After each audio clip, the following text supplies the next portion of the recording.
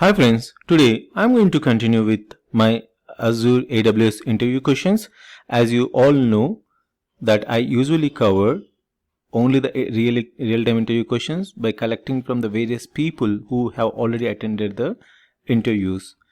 So if you have not gone through my channel, please go to my channel Cloud Academy. This is where you can see all the type of interview questions, especially which are focused on the real time. You can also see Azure migration series. You can see the various cloud architectures, not just cloud architectures, it also covers the other software architectures too. Then you can also check how you can deploy the resources to the cloud in a simpler way. The other important area is real-time scenarios where you can understand how the real-time projects work. I try to give you how you can create the architecture or create the approach, also the evaluation. So moving back to our topic, let me just go through one after one. So these particular interview questions are collected from AWS, one of the Singapore bank, also from startup company for the architect position. If you go through my all interview questions, 80 to 90% for the architects they can easily cover, and for the developers or the admins it at least covers 60% of your interview questions. So these are most commonly asked questions and which are gathered from the real time. Coming back to the interviews which I was talking about, in this particular gathering I noticed that every interviewer at least focused 10 minutes in the general aspects. Okay, tell about yourself, can you please highlight your cloud experience, what are your day-to-day activities, what's your allocations for various activities, please take one cloud project and explain end to end.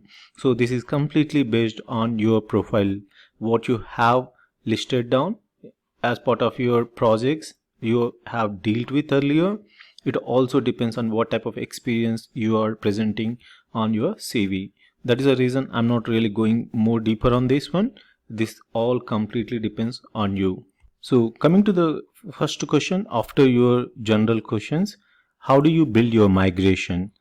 So this question can be answered in two different ways or can be taken in two different ways. One is discovery, assessment, implementation, maybe the piloting or testing, right? At the same time, there are different migration strategies which you can adapt for your projects, like rehosting, replatforming, repurchasing, refactoring. One of these strategy must need to be followed for any type of migration. For example, if you want to just do a lift and shift, that means from your on-premises to the cloud directly, you want to move all the workloads by just assessing, then you can use the rehosting, which can be the simplest way among all these strategies. Whereas replatforming, you may need to modify the underlying infrastructure.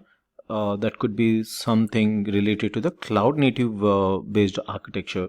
Next one is repurchasing. You might be already using some software which is running under your on-premises infrastructure, but now you want to move to the SaaS model. You can take the example of Dynamics AX or Dynamics Retail, that you can convert to the D365, which is a SaaS model, right? So those comes under the repurchasing. Refactoring, probably you are using monolithic architecture which you want to convert to the microservices. This will need lot of effort, and it's typically rewriting, decoupling applications, all those things comes under this one. So you can tell the interviewer how you will consider, like how you will assess, and based on that how you recommend one of this approach, and then when you decide, then how you should go, that it will show here. First you will determine migration path first, then you decide whether you have to go for the rehosting, replatforming, or repurchasing, or refactoring. Then you will do the manual installation, manual configuration, manual deploy, or you can also take the automation path. Similarly, for the replatforming, you can see the points here that you will follow, right? Again, case to case, you will decide how and which approach will really match. In case if you are dealing with the legacy applications which were maybe built around 10-15 years ago and it was written on the monolithic, then you can convert that using the refactoring to the microservices. maybe the customer is in hurry and then he wants to close the data center, then rehosting is better. Just move all the on-premises workloads to the cloud by doing a lift and shift. So based on the type of requirement, you will decide one of these. Moving on, how do you decide PaaS versus IaaS? Platform as a service versus infrastructure as a service. So this is a big debate in the current world. Many companies are moving to the PaaS models, which is a cloud native, or you can say managed services. Again, based on type of load and how much traffic coming to the application, and what's the roadmap, require storage, and how large the application is, and what kind of components are required to be deployed. All this matters to decide PaaS versus IaaS. The reason is, for example, if the customer is not really looking for the big traffic, and he is not seeing the concurrent users more than like 5,000 users or 10,000 users, and the roadmap, even if he wants to just stick maybe for 4-5 years with the same technology stack, and at the same time they want to launch it in multiple countries. Okay, so definitely they can't afford with multiple data centers in each country, and they can't even manage their services when they are hosted. Then definitely PaaS is a much better option for them. Again, component to component, you can decide few components can be the managed services and few components can be the IaaS. You can design the hybrid based architecture between PaaS and IaaS. But if the customer has huge amount of traffic and the number of users, they have like millions of users and stuff, then you have to consider IaaS for at least hosting the website and hosting the services rather than considering the managed services. So that's, again, it's a big debate. When I consider for such kind of big users, big customers, because I should not be vendor logged in. Tomorrow if they want to move to the AWS or GCP, you should be independent, right? In those cases, I will definitely go with the IaaS. So you should be capable of debating with the interviewer. Definitely interviewer will try to pull your leg on these terms. So you should have enough justification points why you are justifying PaaS or IaaS. If the question is asked to me, definitely I'll say that it depends on the situation and all these parameters. Then if he tries to pull more onto this, I'll clearly tell them, I'll define the hybrid architecture. Few components will be under the PaaS and few components will be the IaaS. So for example, artificial intelligence, I'll definitely go with the PaaS. Like there's no other way. Cognitive services you need to adapt. But if you have to host a website based on the type of load, I'll go with the IaaS. And microservices, you have option of the Azure Kubernetes service. At the same time, I can use my own VMs and I can launch. If the customer has a capability of managing those services, and even customer has earlier licenses of SQL Server on the database, definitely I will launch VM and then I use licenses to host those databases. I will also define the clustering, everything I'll take care, because in the longer term, if you have more data coming or more traffic coming to your systems, your invoices also will go in the same way. So you should be very, very careful on the invoices what cloud is generating, whether it is AWS or Azure. So moving on, what is your personal opinion on PaaS? Based on the previous answer, he may pull more onto that. What's your personal opinion on PaaS? So you can mention that you're not favored to PaaS or IaaS. You give equal importance, but it completely depends on the requirement. So usually if you have to express your opinion, you can say good and less management, because all the backups are taken care, and the server maintenance is taken care, and upgrades are taken care. So all those things will be benefiting to the deployment team, right? It will save a lot of time and cost. You don't need to have the huge deployment team who will continuously monitor. It is taken care, and the SLA is given for the all management services, and you can follow accordingly. But at the same time, you have the vendor lock-in. That means if you create some kind of services on maybe cognitive services or AKUs, you may have some kind of dependency on those. Based on that, you might have designed your architecture. In case if you want to move out of that to maybe GCP or AWS or some other cloud in future, then you will automatically logged in. That means you need to make some changes whenever you decide to move to the other vendor or cloud vendor.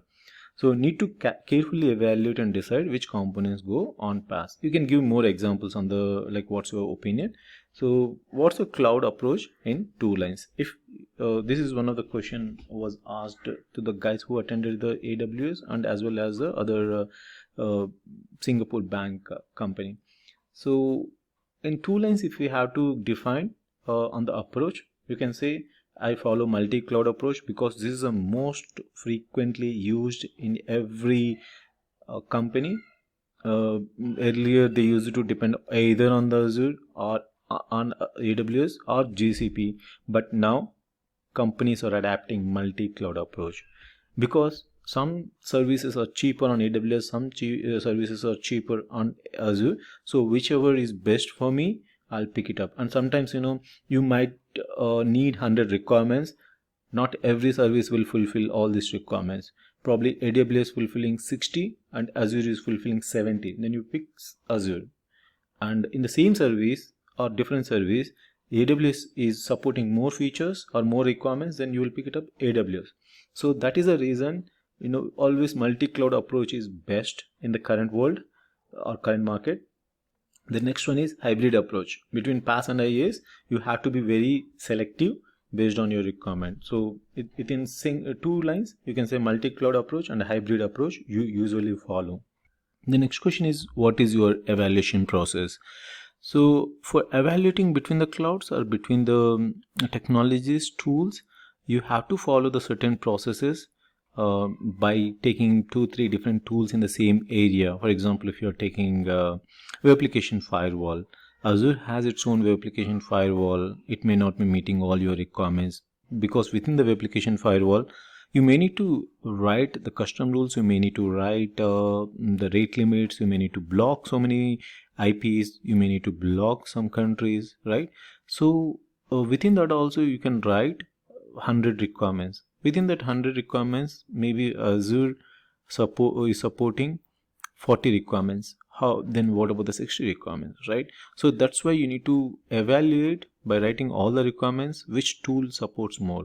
In case the cloud is not supporting that, whether it could be the AWS, Azure or GCP, then you have some third-party tools as well, like you can go with the Barracuda or Cloudflare.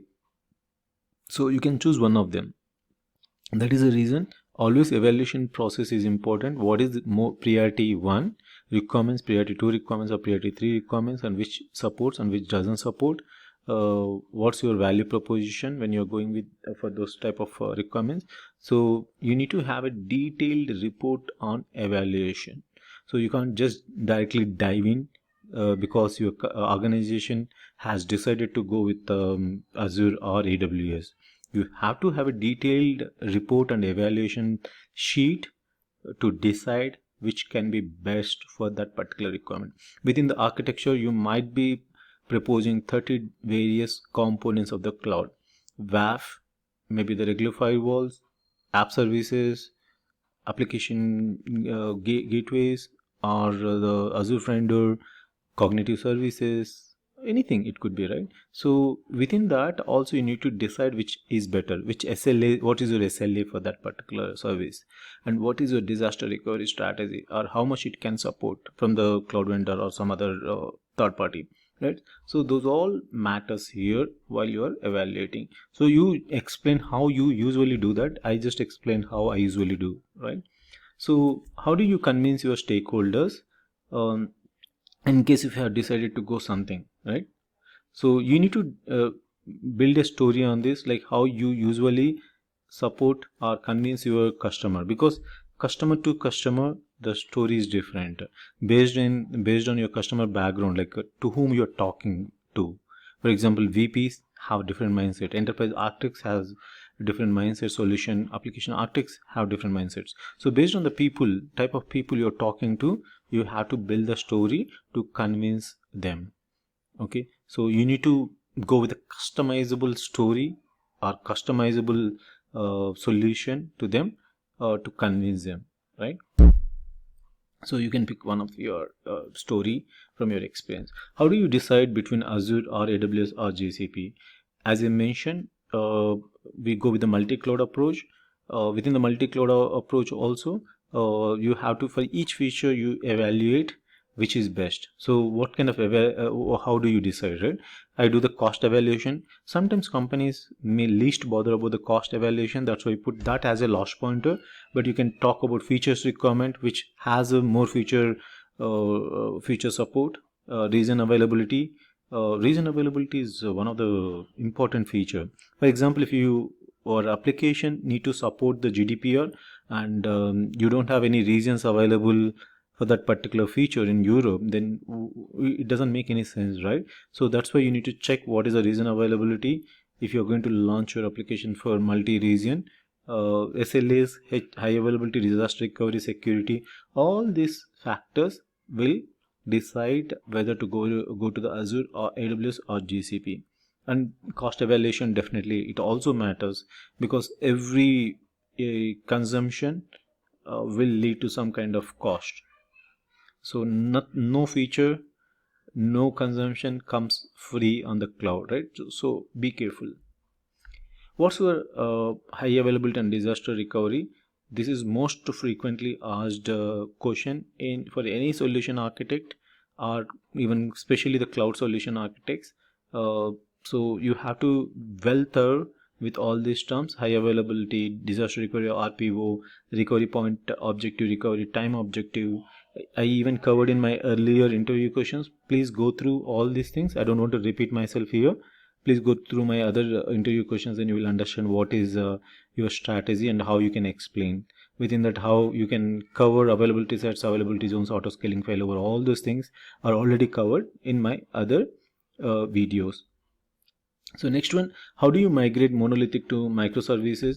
Because usually what happens, the guy is not even just considered cloud solution architect. They even if you are a cloud solution architect, you may need to migrate the applications as well. That is the reason they even go to the application level. So you can consider all these questions for cloud solution architect, application architect, enterprise architect. So almost all the same questions will be repeated.